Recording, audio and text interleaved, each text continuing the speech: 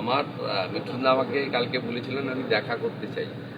আমি বললাম আপনি দেখা করবেন না, আপনার তৈরি করা মুখ্যমন্ত্রী আপনার কাছে আসবেন। রাষ্ট্রবাদীদের উপরে আক্রমণ ঘরছাড়া হওয়া সব থেকে শুরু করে শেষে এই যে তার লড়াই সংগ্রাম স্বপ্নের বৃত্ত, তিনি গত 9 তারিখে অর্থাৎ গত শনিবার মাননীয় প্রধানমন্ত্রীর উপস্থিতিতে মহামহিম রাজ্যপালের দ্বারা ভারতীয় জনতা পার্টির প্রথম সরকারের মুখ্যমন্ত্রী এবং মন্ত্রিসভার শপথের মধ্য দিয়ে তার স্বপ্ন পূরণ হয়েছে। এই ব্যক্তিটি অত্যন্ত নিঃস্বার্থভাবে পশ্চিমবাংলার গত 15 বছরের যে বিপর্যয়, সেই জায়গা থেকে বাংলাকে বাঁচানোর জন্য, পশ্চিমবাংলার বাঁচানোর জন্য এবং এখানকার রাষ্ট্রবাদীদেরকে বাঁচানোর জন্য, বিশেষ করে মা, বোন, দিদি, কন্যা তাদের সুরক্ষিত করার জন্য তিনি নিরলস চেষ্টা করেছেন। ঐকান্তিক প্রয়াস ছিল, তার পরিশ্রমের কোনো সীমা ছিল না। এই নির্বাচনেও যদি সর্বোচ্চ র্যালি, সভা, রোড শো, এমনকি নির্বাচনের আগে প্রায় 8-10 মাস ধরে তিনি ইনডোর মিটিং করেছেন, যেটা মানে মিঠুনদা নিশ্চিতভাবে কোনো সাংগঠনিক পদ তাকে দিলেও নেন না।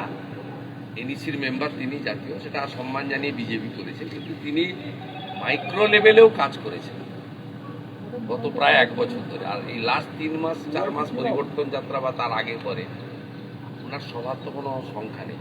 তাই আজকে আমি মুখ্যমন্ত্রী হয়েছি নিশ্চিতভাবে জনগণের ভোটে আশীর্বাদে।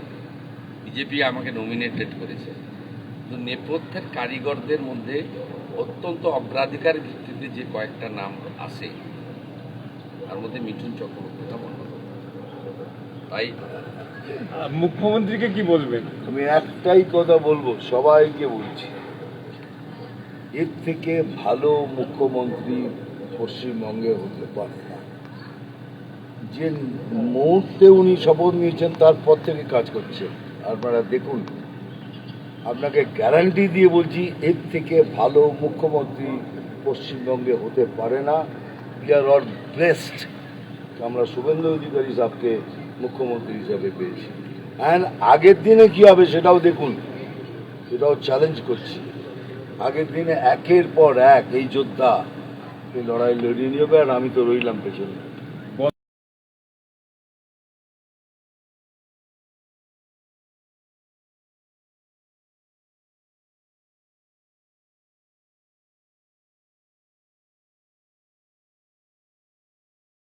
আমাদের সব থেকে মানে এখানে আশেপাশে দেখছি একটু খাবার একটু অসুবিধা হচ্ছিল, তো আমি দেখলাম কি এখানে একটা ছোট্ট একটা চায়ের দোকান করব। তারপরে চায়ের দোকান থেকে ভাবছি ছোট একটা ধাবা করে দিই।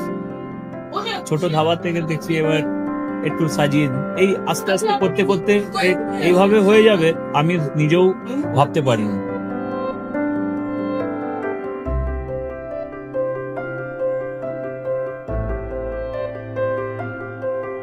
ব্যবহারের জন্য আমাদের এখানে কার পার্কিং থেকে নিয়ে গেস্ট খাবার থেকে নিয়ে বাড়ি, এরকম কিছু ব্যাপার যদি থাকে তো মানুষকে বাড়িতে আমরা সার্ভিস দিতে পারবো, এইভাবেও আমরা চেষ্টা করব।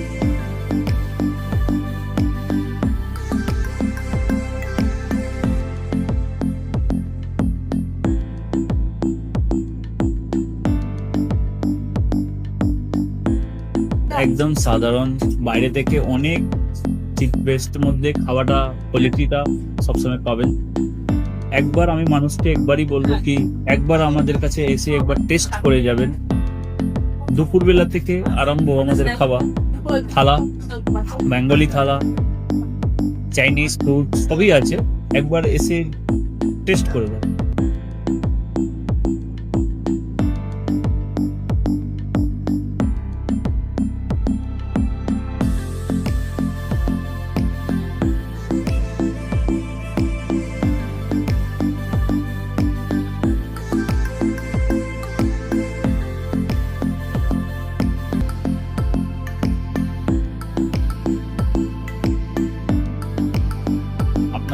চ্যানেলের মাধ্যমে বলি একবার আসুন কেশরী ধাবাতে, দেখে নিন। আমার নাম রঞ্জন কেশরী।